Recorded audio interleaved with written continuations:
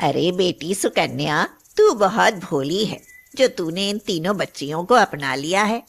लेकिन जरा सोच, ये तीनों बच्चियां तेरे पति की पहली पत्नी की औलाद हैं।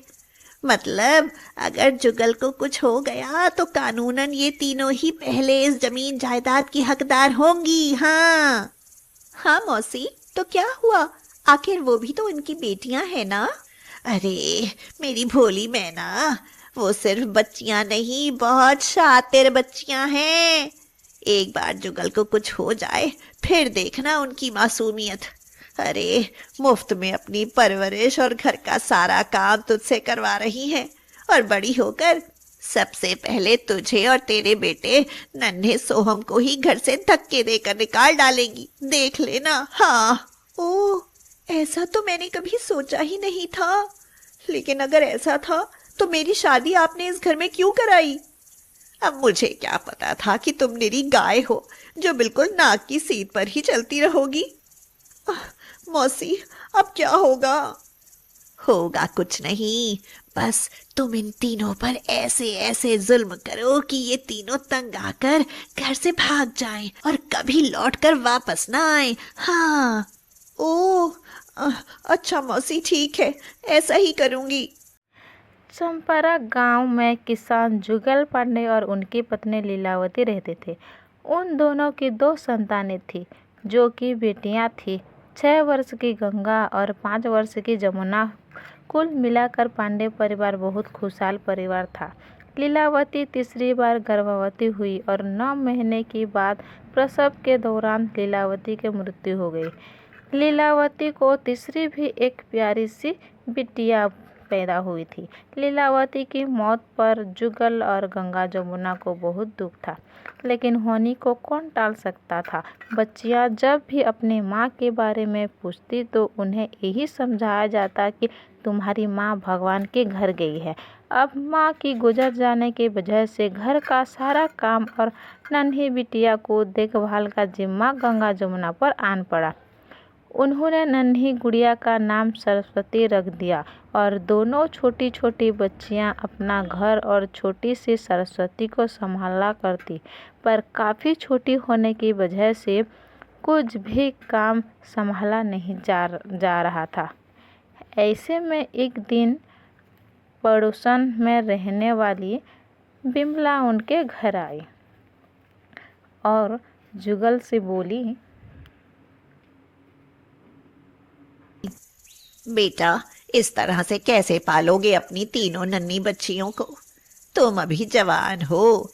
मेरी बात मानो तो तुम दूसरी शादी कर लो। हाँ, जिससे बच्चियों को माँ का प्यार दुलार और तुमको पत्नी का सुख नसीब हो जाएगा। मौसी, बात तो सही कही आपने, लेकिन मेरी बच्चियों को अपनी औलाद समझकर कौन पालेगी? अरे बेटे, उसकी फिक्र तुम मत करो।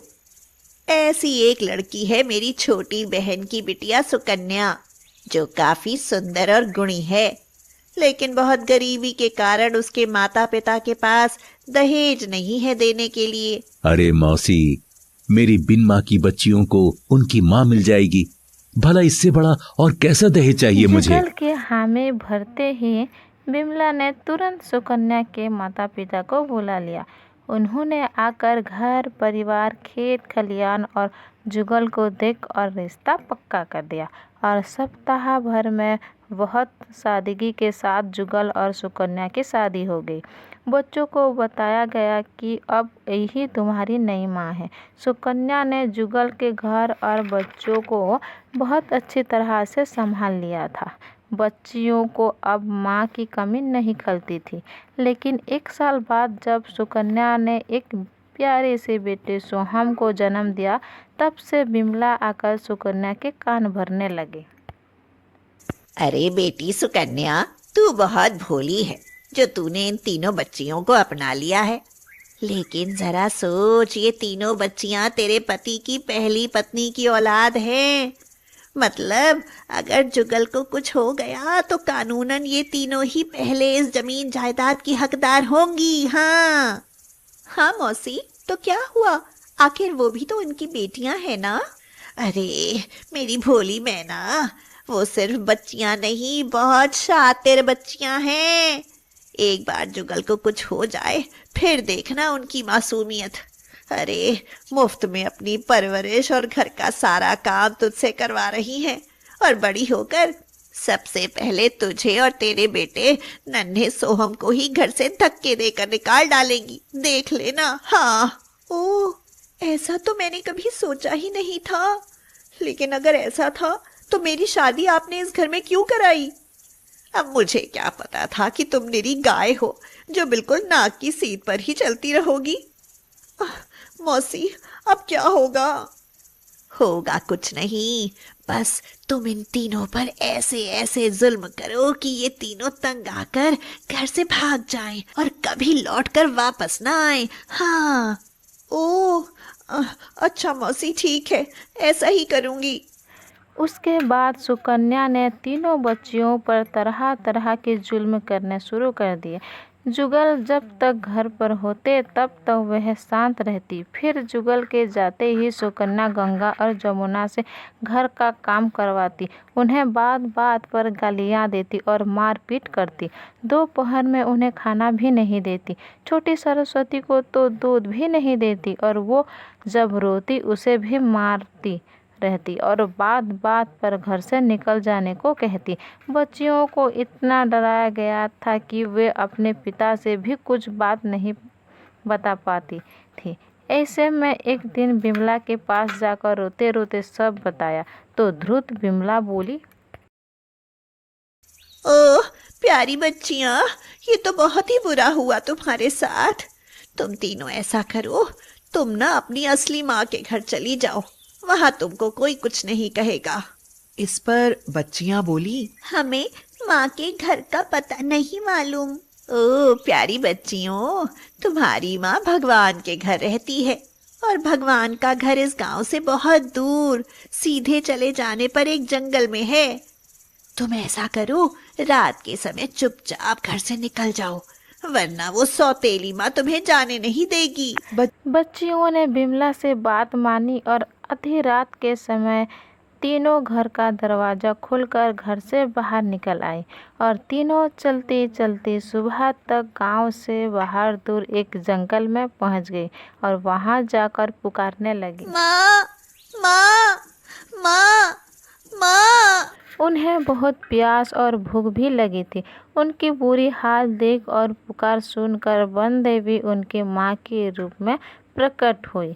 बच्चियों को स्वादिष्ट भोजन खिलाया और उनसे सारी बात पूछी और उनसे देखो समझाया। प्यारे बच्चों, इस तरह से अपने घर से बिन बताए नहीं भागना चाहिए। मैं तो तुम्हारे साथ वापस नहीं आ सकती, लेकिन मैं हमेशा तुम्हारे आसपास रहूंगी। पर तुम अपने पिताजी को छोड़ आए हो, यह बहुत गलत बात है। वो तुमसे बहुत प्यार करते हैं ना, इसलिए ऐसा दोबारा कभी मत करना। फिर बनदेवी ने एक जादुई आईना गंगा के हाथ में देते हुए कहा, मेरी बच्चियों, ये जादुई आईना तुम्हारी हर समस्या का समाधान करेगा। बस तुम इसे अपने घर की दीवार पर टांग देना। बाकी जब भी तुम्हें अपनी इस माँ की याद आए तो इस आईने में देख लेना, तुम्हें मैं दिखाई दूंगी। अच्छा, अब तुम अपनी आंखें बंद करो। जब गंगा जमुना सरस्वती ने अपनी आंखें बंद करके आंखें खोली तो उन तीनों ने अपने आप को अपने घर में पाया, मकान के द्वार पर पाया, जहां उनके पापा हाल से बेहद उनके प्रतीक्षा कर रहे थे। जैसे ही तीनों बच्चे यहाँ पर उनके नज़र पड़ी तो दौड़कर उनके पास आए और तीनों को गले से लगाकर बोले, मेरी नन्ही राजकुमारियों, तुम बिन बताए कहाँ चली गई थी? पता है, मैं तुम तीनों को पूरे गांव में ढूंढ कर आया हूँ। दोबारा कभी ऐसा मत करना, समझी? तीनों बच्चियों ने पापा से माफ़ी मांगी और फिर घर के अंदर जाकर गंगा ने वह जादुई आईना मकान की दीवार पर लगा दिया। सुकन्या और बिमला तीनों के देखकर तिलमिला उठी। सुकन्या ने मन में सोचा, आज इनके पिता को काम पर जाने दो, फिर देखती हूँ इन नास पीटियों को। कमबख्त फिर से आ गई मेरी छाती पर मूंग दलने। थोड़ी देर बाद जुगल काम पर चले गए। तब सुकन्या गुस्से से चीखी, तुम लोग जब घर से भाग चुकी थी तो वापस क्यों आ गई? रुको, अब भी तुम्हारी मरम्मत करती हूँ। जब सुकन्या ने लकड़ी का डंडा उठाया तो सामने दीवार पर टंगे आईने से 2 हाथ बाहर निकले और सोफा पर खेल रहे सुकन्या के बेटे सोहम को उठाया और आईना के अंदर ले गए। ये देखकर सुकन्या डंडा फेंककर उस आईने की तरफ दौड़ी और बोली, ए, कौन हो तुम? मेरा बच्चा वापस दो। सोहम, हाय मेरा बच्चा।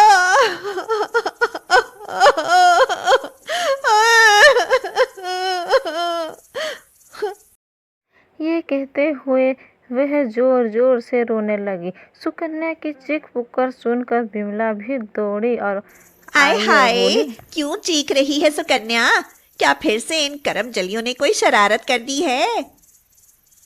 मौसी, मौसी मेरा बच्चा, मेरा सोहम इस आईने ने निगल लिया। मौसी, मेरा सोहम ला दो। क्यों री आफत की पुड़ियों, अब ये आईना कहाँ से उठा लाई हो? बिमला का इतना कहना था कि जादुई आईने में से एक डंडा निकला और बिमला की जोरदार पिटाई शुरू हो गई। उई, उई माँ, आई मर गई। अरे बचाओ, कोई है? आए। चीखती हुई बिमला यहाँ वहाँ दौड़ने लगी और पीछे पीछे वह डंडा भी उनके पिटाई करते हुए जा रहा था। आईने में से एक आवाज गूंजी, मौसी, तू दूसरों के मासूम बच्चों पर इतना जलती कुड़ती है और बुरा सोचती है ना, इसीलिए भगवान ने तुझे कभी औलाद का सुख नहीं दिया और ना ही कभी देगा। कहते हुए डंडे और बरसने लगी बिमला पर। बिमला तो डरती हुई माफी मांगी और बोली, मुझे माफ कर दो। हाय, मेरी तो मति भ्रष्ट हो गई थी। जो सुकन्या को अनाप शनाप भड़काया मैंने। ओए, अरे अम्मा छोड़ दो। अरे भगवान, मार डाला। हाय, उई उई, हाय हाय। ये देख सुकन्या रोती हुई बोली, मेरा बच्चा मुझे लौटा दो। मुझसे गलती हुई जो मैं बिमला मौसी की बातों में आ गई और इन बिन माँ की बच्चियों पर अत्याचार किए। भगवान के लिए मुझे माफ कर दो, मुझे माफ कर दो।